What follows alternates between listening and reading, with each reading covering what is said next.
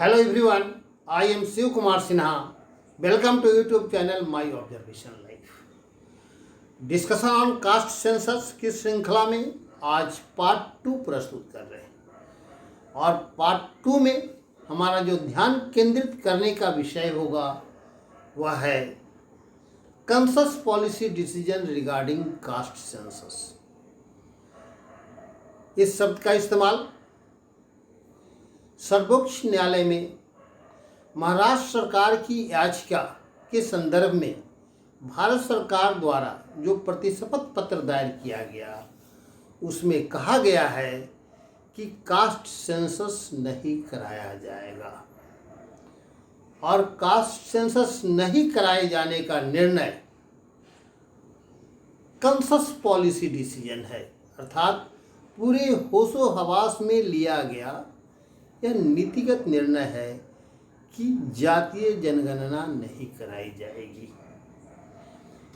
अब इस शब्द की जैसे ही ये प्रतिशपथ पत्र दायर हुआ पूरे देश में कई लोगों की जो उम्मीद थी कि जातीय जनगणना होगी उनको निराशा लगी और कई स्टेट की असेंबली जो कास्ट सेंसस की मांग सर्वसम्मति से कर चुके थे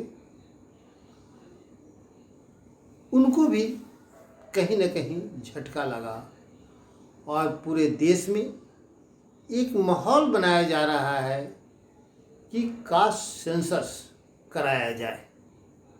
मांग की जा रही है और सरकार से अनुरोध किया जा रहा है कि अपने निर्णय पर पुनर्विचार करें।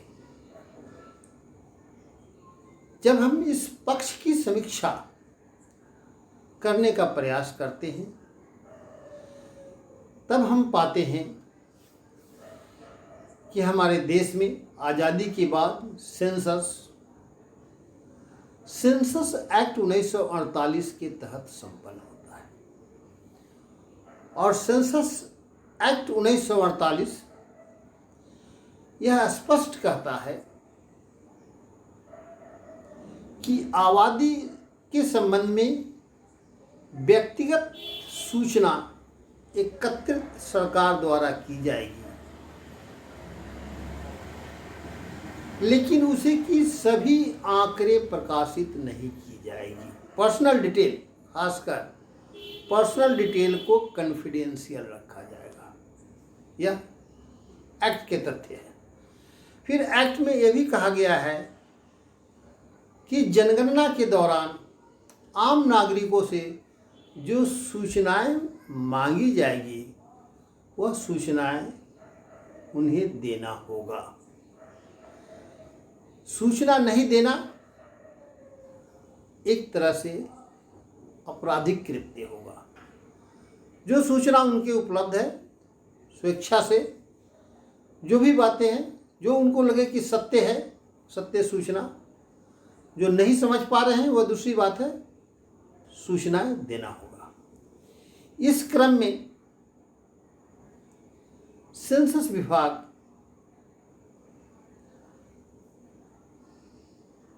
आम नागरिकों से संबंधित आम जनता से संबंधित सूचना संग्रहण करने के लिए एक फॉर्मेट बनाती है और उस फॉर्मेट में सूचना संग्रहित करती है, उसको प्रोसेसिंग करती है और प्रोसेसिंग करने के बाद सामान्य आंकड़ा प्रकाशित करती है तथा जो व्यक्तिगत डिटेल्स रहता है उसे उसकी कॉन्फिडेंशियलिटी का ध्यान रखती है। यह सामान्य प्रक्रिया है। इस प्रक्रिया में कोई कंसस पॉलिसी डिसीजन शब्द से कुछ लेना देना नहीं है। एक्ट के प्रावधान है, एक्ट के तहत काम करना है। अब पॉपुलेशंस का जो पर्सनल डिटेल्स लेना है उस डिटेल्स में क्या क्या लेना है, इसके जो फॉर्मेट हैं उस फॉर्मेट में बहुत सारी सूचनाएं हैं। उसमें जात से संबंधित शेड्यूल कास्ट और शेड्यूल ट्राइब्स का कॉलम है। पिछड़े वर्ग या अन्य जाति के लिए कॉलम नहीं है। विवाद का विषय यही है। जो परंपरा चला आ रहा है 1951 से जनगणना का, जिसमें शेड्यूल कास्ट और शेड्यूल ट्राइब्स का कॉलम शुरू में बना और वह अभी भी कंटिन्यू कर रहा है। उसके बाद बैकवर्ड कास्ट का कॉलम उसमें नहीं बना और अन्य जाति का भी कॉलम नहीं बना, और वह कॉलम बनाने संबंधी सेंसस विभाग ने कोई विशेष पहल नहीं की।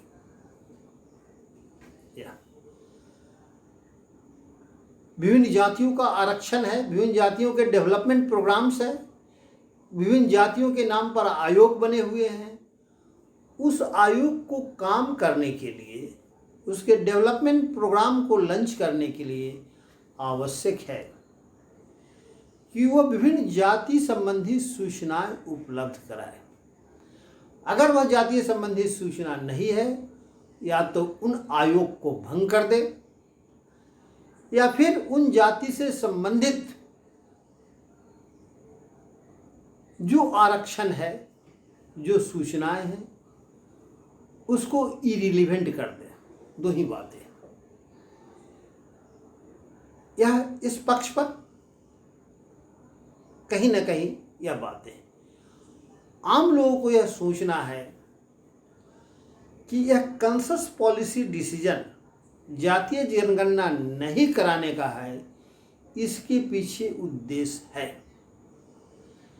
कि पिछड़े वर्ग एससी और एसटी के अतिरिक्त अन्य वर्गों की संरक्षण और विकास के लिए जो योजनाएं चल रही है, उसे भविष्य में जारी रखने का औचित्यता ही समाप्त कर दी जाए, आंकड़ा के अभाव में। यही विवाद का कारण है। एक वर्ग है जो लोग चाहते हैं कि आरक्षण संबंधी जो मूल तथ्य है आंकड़ा जब नहीं रहेगा तो आरक्षण की औचित्यता समाप्त हो जाएगी। और यह कंसस पॉलिसी डिसीजन शब्द का अर्थ कुछ लोग यह समझ रहे हैं कि यह आरक्षण समाप्ति की प्रथम सीढ़ी है। इसलिए आरक्षण समर्थक जातीय जनगणना कराना चाह रहे हैं और आरक्षण के विरोधी यह चाह रहे हैं कि इसे जड़ से ही समाप्त कर दिया जाए, ताकि भविष्य में आरक्षण को समाप्त किया जा सके। यह बहुत संवेदनशील मुद्दा है। इसलिए इस कंसस पॉलिसी डिसीजन का जो विवाद है, कहीं न कहीं इसकी दूरगामी सोच पर आधारित विवाद है। यद्यपि सरकार यह घोषित कर चुकी है कि आरक्षण जारी रहेगा। इवन सोशो इकोनॉमिक SW का भी आरक्षण हो गया है, सोशली वीकर सेक्शन का भी। अब सोशली वीकर सेक्शन का मतलब सोशली बैकवर्ड नहीं, बल्कि इकोनॉमिकली बैकवर्ड यह पक्ष। अब हम यहाँ पर देखते हैं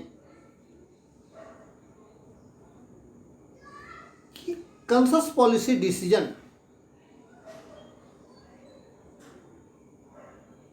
क्या सेंसस एक्ट 1948 अनुमति देता है?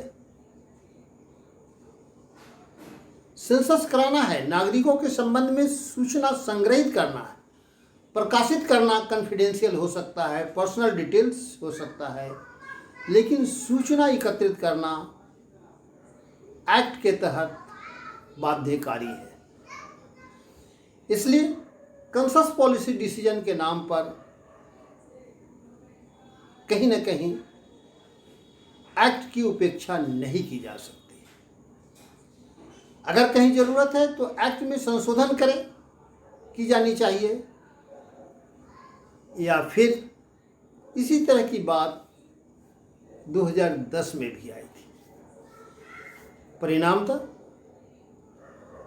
उस समय मनमोहन सिंह प्रधानमंत्री थे, संसद में यह बात उठी और सोशो इकोनॉमिक कास्ट सेंसस कराने का निर्णय लिया गया। और यह जो कराने का निर्णय लिया गया, यह पॉवर्टी एलिवेशंस कार्यक्रम के अंतर्गत लिया गया, अर्थात सेंसस डिपार्टमेंट द्वारा नहीं बल्कि ग्रामीण क्षेत्र में ग्रामीण विकास मंत्रालय द्वारा और शहरी क्षेत्र में housing and urban poverty elevations मंत्रालय द्वारा सोशो इकोनॉमिक कास्ट सेंसस संपन्न कराया गया कोऑर्डिनेशन से।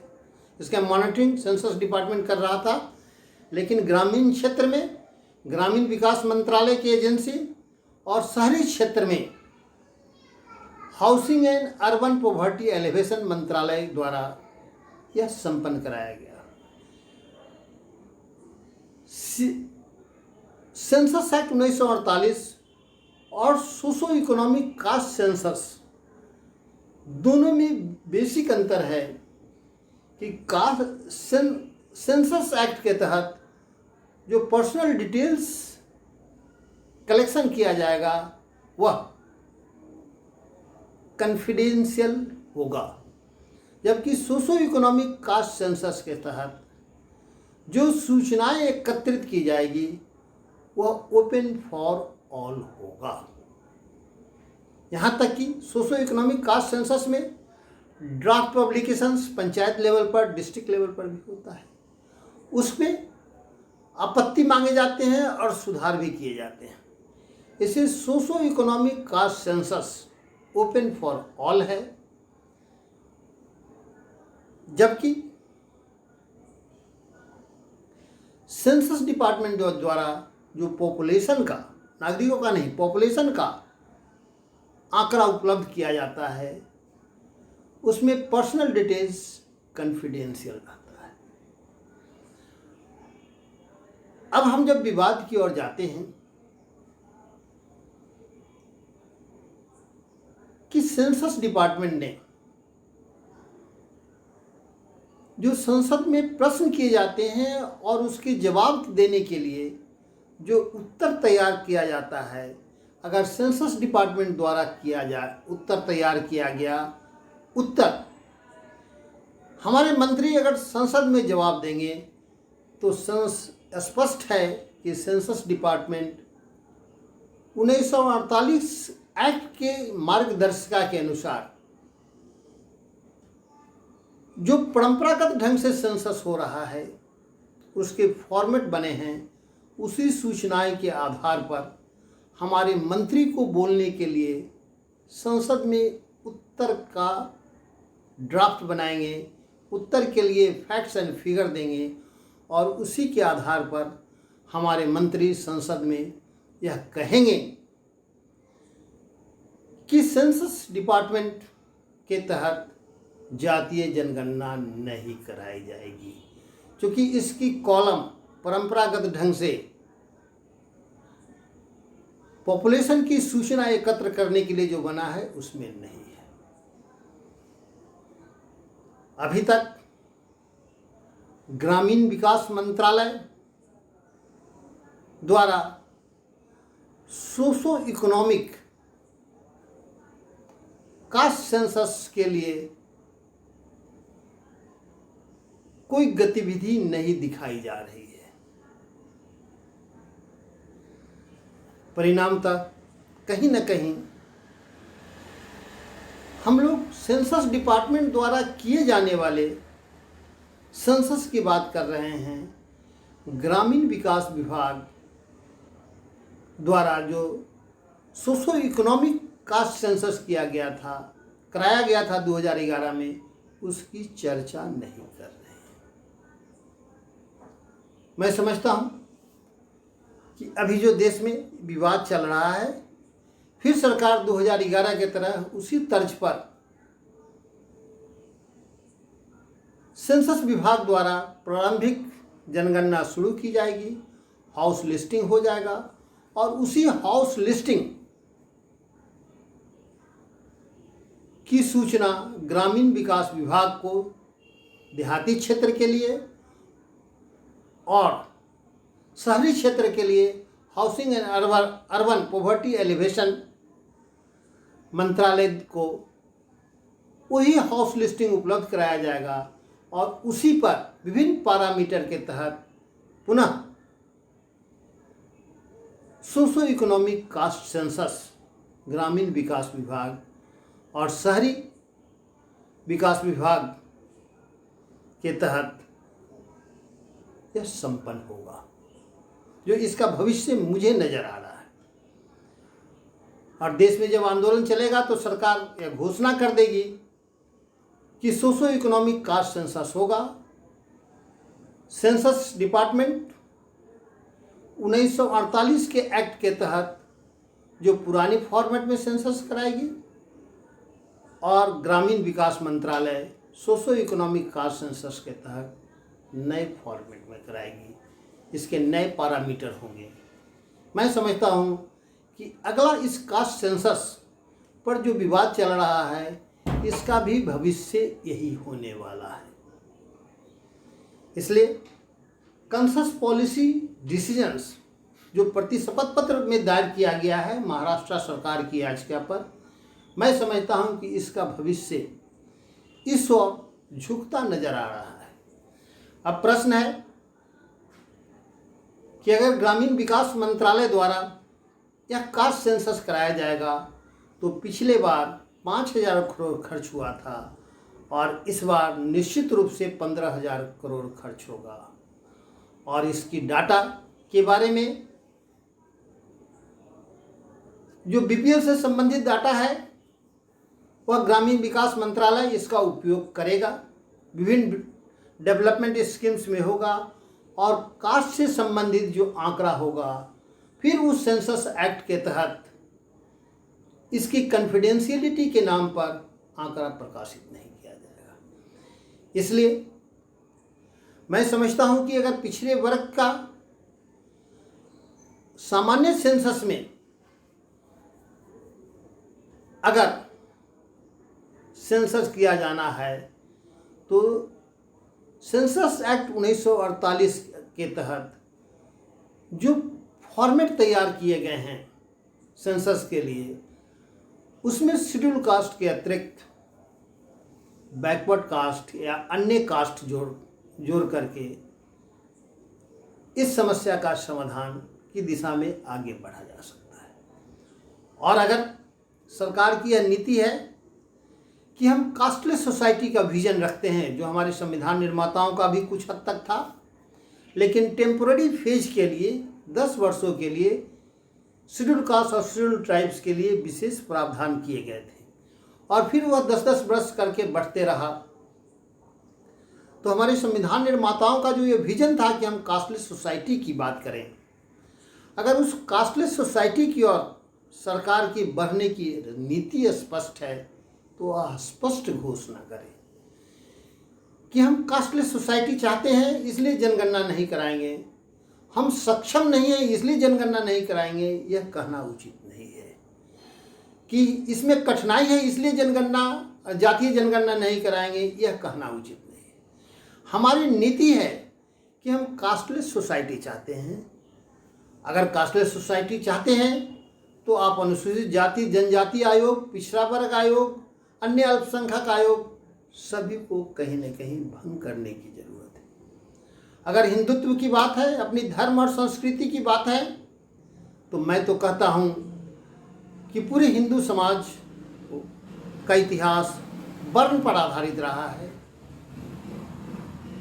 अब वर्ण का ही सर्वे करा दें, वर्ण पर आधारित सूचना इकट्ठा कर लें। सूचना ही इकट्ठा करना है तो वर्ण पर आधारित, और किस वर्ण के तहत, ब्राह्मण वर्ण के तहत, क्षत्रिय वर्ण के तहत, वैश्य वर्ण के तहत, शूद्र वर्ण के तहत कौन कौन जातियाँ उपजातियाँ आती है, इसको कैटेगराइज करके भी की जा सकती है। जब सरकार हिंदुत्व और भारतीय पुरानी प्राचीन संस्कृति की बात करती है और कास्ट सेंसस नहीं कराने का कंसस पॉलिसी डिसीजन है, तो कम से कम वर्ण के तहत ही जातीय जनगणना करने पर विचार कर सकती है। यह चिंतन का विषय है। क्योंकि मेरा उद्देश्य चर्चा करना है, आम लोगों को इस संबंध में जागरूक करना है और एक समझाने का प्रयास करना है कि 1948 के तहत कास्ट सेंसस एक चीज़ है, सोशो इकोनॉमिक कास्ट सेंसस की मार्गदर्शिका दूसरा है। एक्ट के तहत जो सूचनाएं एकत्रित की जाती है, पर्सनल डिटेल्स, उसमें कॉन्फिडेंशियलिटी का शब्द है। और सोशो इकोनॉमिक कास्ट सेंसस जो किया जाता है वह ओपन फॉर ऑल है, वह पूरी तरह सार्वजनिक है और उसको विभिन्न योजनाओं में उपयोग किया जा सकता है।